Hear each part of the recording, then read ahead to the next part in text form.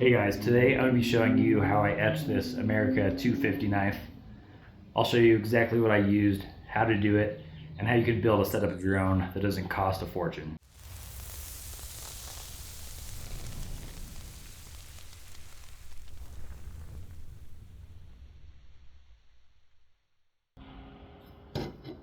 So for this knife, I'm using 1084 high carbon steel.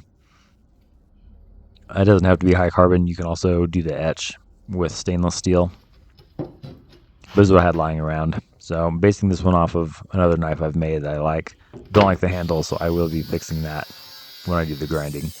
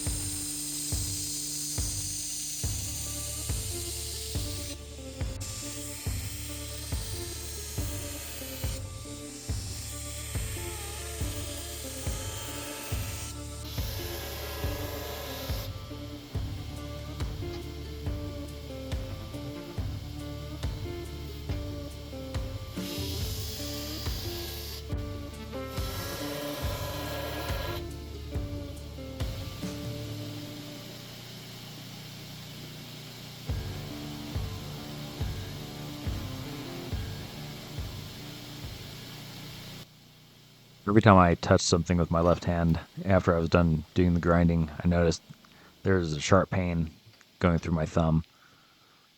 The little piece of steel got lodged in my skin. Happens pretty often. It's kind of annoying.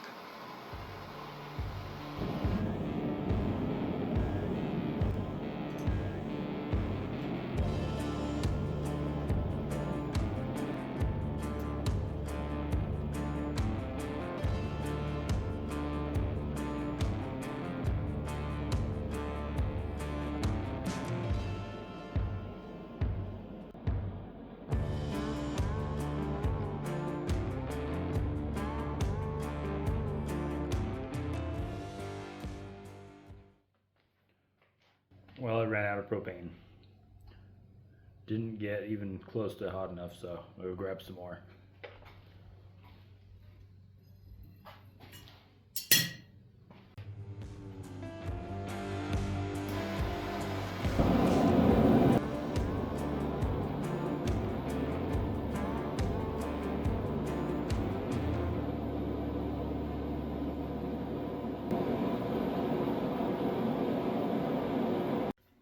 So I just did my 2 thermal cycles. Normally, I've been grinding all my bevels after the heat treat. So when I first started making knives, I would grind before, like I did now. And then I switched to grinding after to see if I noticed any difference. I'll probably make a video on it later. But so this time I did grind the bevels pre-heat treat, and then I did my thermal cycles. So after I heat treat it, I'll finish the bevels. There's a lot of reasons you would do one over the other. I'll do in a different video, but here it is right now. So now what I'm going to do is go heat up my oil to 130 degrees, and then I'll quench this knife, and then I can start grinding the final bevels.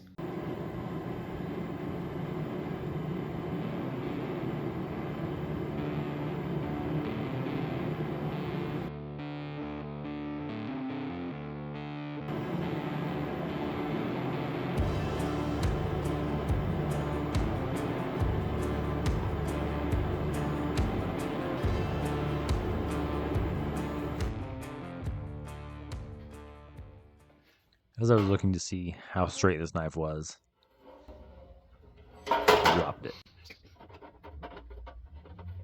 Tried eating it out with the tongs, but I just couldn't get a good hold on it. So if it ever happens to you, it's a lot easier to just use a magnet.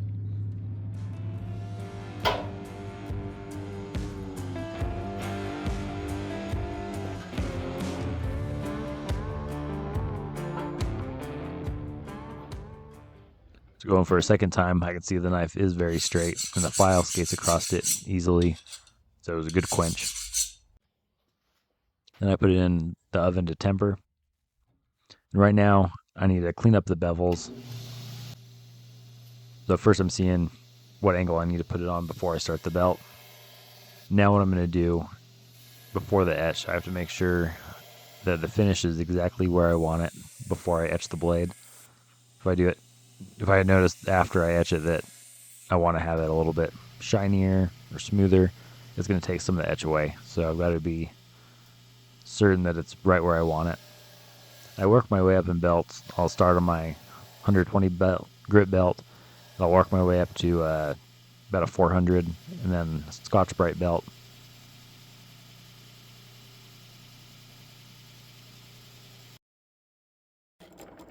I'm using a Cricut, but if you don't have one, you can make your own stencil.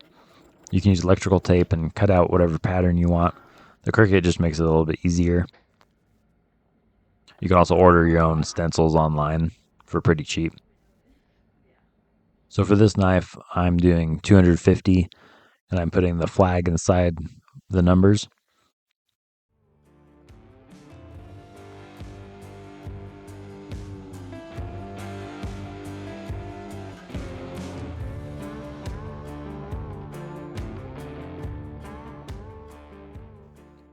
You normally just do a flag on the blade, but I wanted to do something different this year. So this is just a half a cup of water with 2 tablespoons of salt. And I mix it until it's dissolved, and it is a lot of salt, so there's a good chance it won't actually all get dissolved, and that's okay. It's all right if you have a little bit extra. You just don't want to have not enough. I found that half a cup of salt with the 2 tablespoons is perfect. So I'm just going to mix this for a little bit. Also helps if you're using hot water.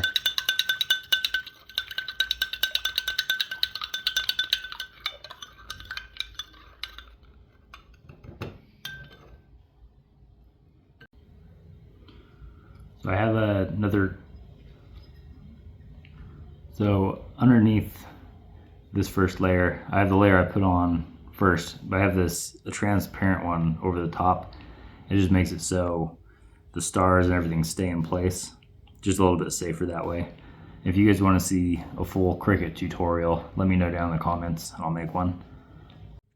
So when I'm taking the top layer of tape off to reveal the steel, I'm really careful and I'm pushing down and peeling the tape off at the same time. And after I get this done, then I take the piece of tape that I've taken off and I'm putting it over any part of the steel I don't want it to etch. If you accidentally touch it and it creates a mark, you can ruin the whole etch. So I have this railroad spike. What I'm going to do, I'm going to attach the black wire to the end of this, and then I'm going to use the head of the spike to push down on the cotton ball to start the engraving. And on the knife, I'm going to hook the red clip onto there. I don't know if you'll be able to hear it in the video, but you can start to hear the electricity working.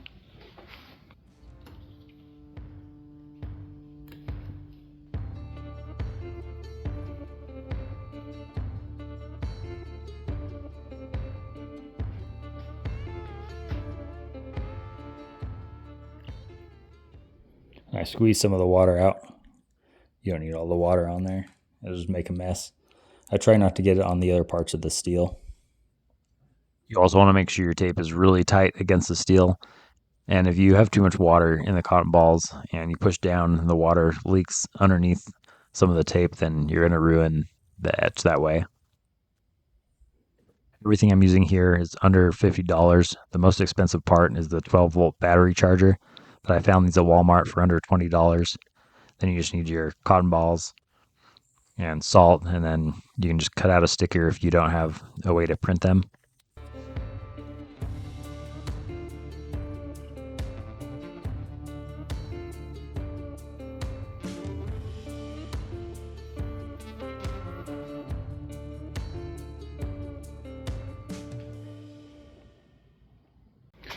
Alright, so now I've done 3 cotton balls per area. That should be good enough, so now we can peel this off. Try and get the vinyl off as quick as I can, since there is salt water on the blade. I want to make sure it doesn't start to rust or create any weird markings on it. So as fast as I can, get this off, and then I can go wash it in the sink.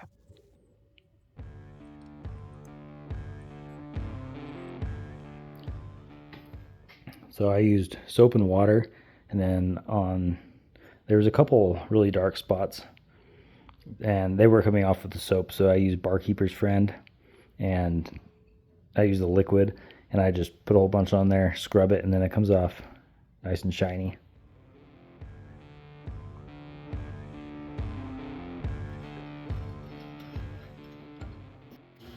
For the handle, I'm using Patriotic Keyernite, and almost every knife making store will have this in their handle section. I really like this one. I've used a couple of other ones, and they just don't look as good. This is my favorite so far. Let me know if you found any that you like better than this.